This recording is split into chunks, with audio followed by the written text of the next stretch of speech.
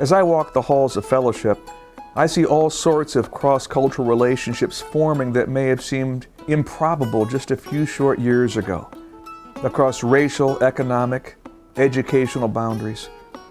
It's our hope that this is becoming the norm.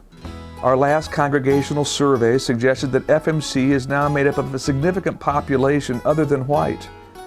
In a world where Sundays at 10 a.m. can be the most racially divided hour of the week, this is hopeful news. But it doesn't come easily, and it can be fraught with uncertainty, miscommunication, misunderstandings. And sure, surface friendships are somewhat easy to achieve, but what about the deeper relationships, doing life together?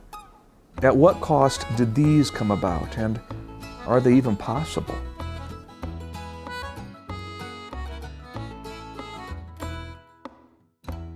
This is Katie's and Hannah's group. We meet every Wednesday. They treat everybody here like their own family.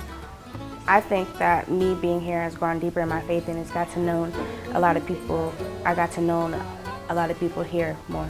To me, everybody should be treated equal. Like, I don't want somebody walking past me and I say hi and they don't talk to me because I'm a different color than them. Race really doesn't matter to me, or it shouldn't matter to anybody else, because nobody can change the way they look. It's their parents or God's way, and God made everybody that color or that race for a reason. I think everyone is seen as equal. I mean, there's all sorts of different people from all sorts of different places and all sorts of different backgrounds coming together and being one. I think for our generation now, and for me especially growing up in this church, that's what I know, and I think that's what I know God has said about His people, that they're supposed to be one and not separated and not put off to each other and one side versus the other. And I think that's what God has really been saying to me, you know, like, there's value in diversity and there's something for you in this. And so I think it's the right next step.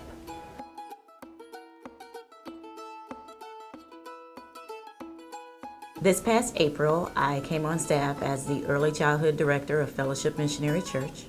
I realized I had a unique opportunity to add a voice in Pastor Dave's vision of promoting and establishing a accepting, culturally diverse body.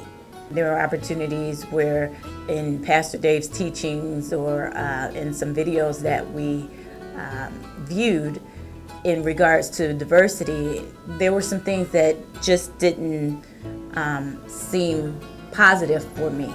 And I realized that our Pastor Dave's vision is intentional in establishing diversity, but he doesn't have all the answers. And so I feel that it's, you know, my responsibility to share my perspective as an African American woman, certainly not speaking for all African Americans, but just the perspective from an African American woman's view. Wendy is so good on so many fronts, but beyond being simply a wonderful preschool director, she also is a great voice that I need to hear. And I was so privileged that we could talk like that. And I thought, this is what it means to have an uncommon unity, where we can come together not with a sense of unanimity even, but unity.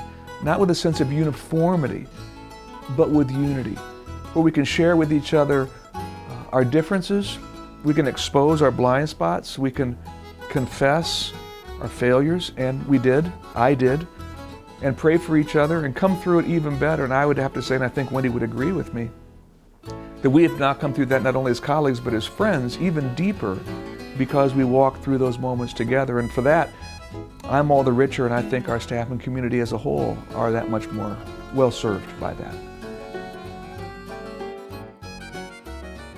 Oh man, the makeup of the staff, we have older, younger, very diverse in culture, very diverse in our experiences, very diverse in where we grew up and just where we come from.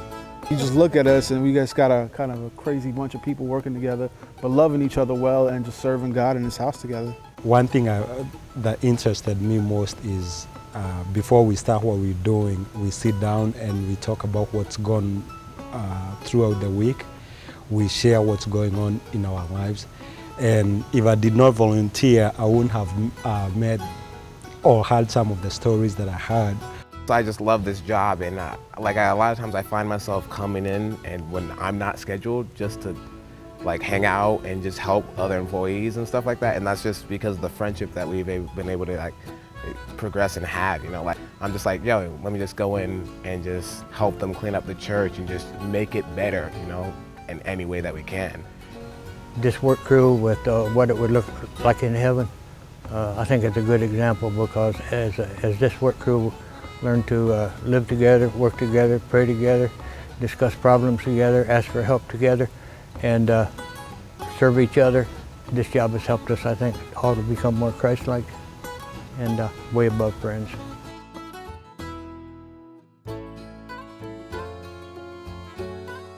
You know. Thanks a lot. That's all right. That's the way it is, baby. I don't know, whenever. But it had to be in that church. It's probably in the lobbies that come into Atrium there, but you know, it just seemed like when we did meet, we just clicked, and all of a sudden we were close. Oh yeah. Right quick. Right away. I've never even thought about it. No, She's Betty and I'm Louise. Okay. That's the way we do it. Well, I thought what you said last night was funny. What was that? Our group was like plaid. Oh. Yeah, we were talking last night at our group. Who was it? Who has influenced you that you feel has impressed you in your Christian walk? Right. And Louise has me because of her upward gratefulness to God for absolutely every step she takes. I just am so grateful to be exposed to that, you know? You tell you just bad. I know.